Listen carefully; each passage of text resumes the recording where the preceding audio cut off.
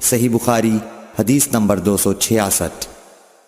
میمونہ رضی اللہ تعالی عنہا نے کہا کہ میں نے حضرت صلی اللہ علیہ وسلم کے لیے غسل کا پانی رکھا تو آپ نے پہلے پانی اپنے ہاتھوں پر گرا کر انہیں 2 یا 3 بار دھویا، پھر اپنے داہنے ہاتھ سے بائیں پر گرا کر اپنی شرمگاہوں کو دھویا، پھر ہاتھ کو زمین پر رگڑا، پھر کلی کی اور ناک میں ڈالا،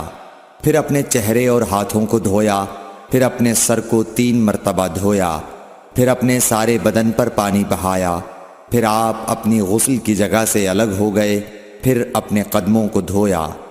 صحیح بخاری حدیث نمبر 267۔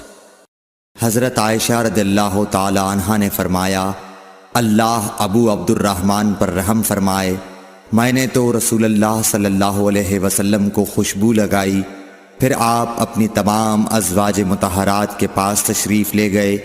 اور صبح کو احرام اس حالت میں باندھا کہ خوشبو سے بدن مہک رہا تھا۔